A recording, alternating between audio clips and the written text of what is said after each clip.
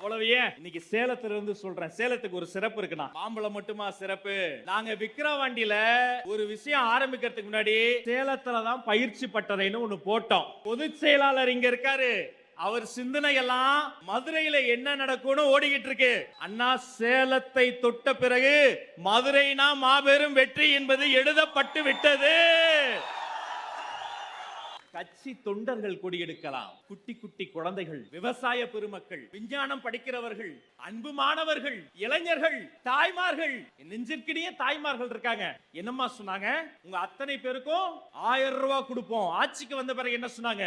தகுதி வாய்ந்தவங்களுக்கு மட்டும் கொடுப்போம். இப்ப இவங்களும் 2026ல உங்களுக்கு தகுதி இல்ல, தகுதி வாய்ந்த தாவேக்காக்கு தான் ஓட்ட கொடுப்போம்னு சொல்ல போறாங்க. சாதாரண கட்சி அல்ல தாவேகா. தமிழக வெற்றி கழகம்னா போய் சொல்லுங்க. தமிழகம் என்ற சொல், தமிழகம் என்ற வார்த்தை இங்கு வருகிறது. பட்டினப்பாளையில் பாடுகிறது, புறநானூர்ல வருது. தமிழகம்னா 38 மாவட்டங்கள் முத்தமிட்டு கொண்டிருக்கிற தமிழ்நாடு மட்டுமல்ல, தொட்டுவிடும் தூரத்தில் இருக்கிற தொப்புள்குடி தேசம் ஈழத்தையும் சேர்த்து சொல்கிறோம் தமிழகம்.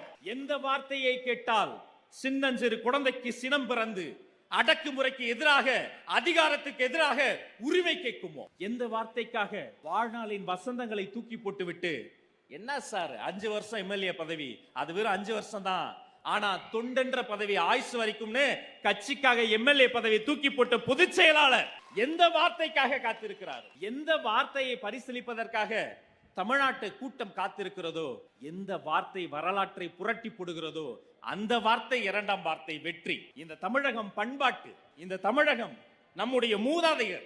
இந்த வெற்றி என்பது நாம் இப்போது இருக்கக்கூடிய களம்.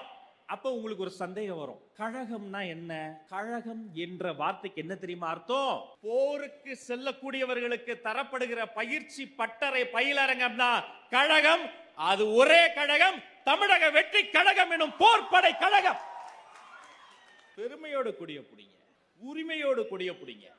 கண்மணிகள் பேசினாங்களே, மத எனக்கே சீட்டு வச்சிட்டீங்களா?